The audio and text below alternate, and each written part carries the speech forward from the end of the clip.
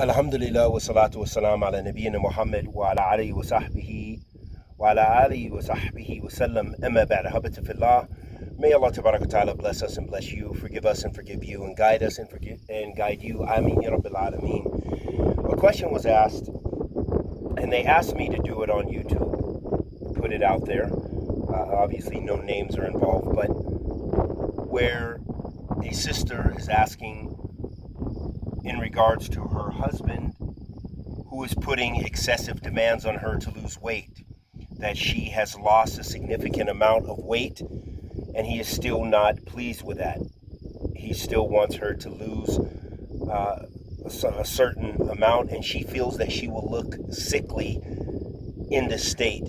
What should she do, and what is a Sharia ruling based upon this? So first and foremost, most of these kind of matters,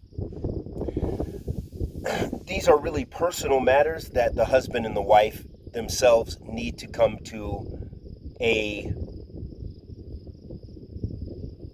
compromise or some sort of understanding. And also the husband is putting demands on her to get to pursue her education.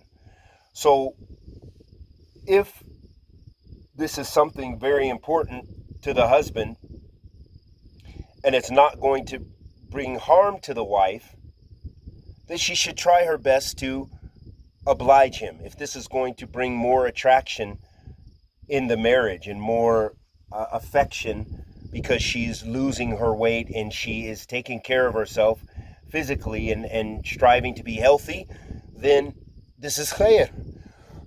This is something good. But however, if it is a great burden on her and she feels she's going to actually become sick, like she's actually going to be anorexic or it's really going to harm her health, and from the question, the details they mention as far as the amount of weight, that doesn't sound like the case, even though she may be uncomfortable with that weight, but that still is not as far from skinny as far as a weight for a woman of any height almost.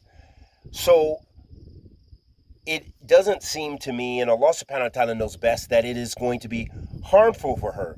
But again, it depends on her comfort zone, and it depends on what they can, as a husband and wife, can work out together, that they can work out, and what will be comfortable and what will help their marriage. Because what often happens, and especially in this time that we live in, where it is very easy for men to be distracted, and there are so many images out there of what the ideal body type and ideal woman will be.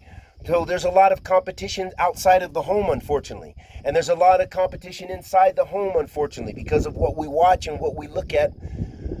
Wallahu musta'an. So with that being the case, ahabati fillah, it's very important for them to come to their own compromise and understanding with regards to these things.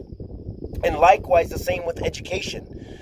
If that was not a condition prior to getting married, then for him to force her to pursue her education, even if it's inside the house, that could be problematic. So it's better that the husband and wife can come to some sort of understanding, and likewise that prior to marriage, not just in this case but in other cases, is people need to have their understandings. For example, if a man expects that a woman is going to educate herself more, then that should be made known.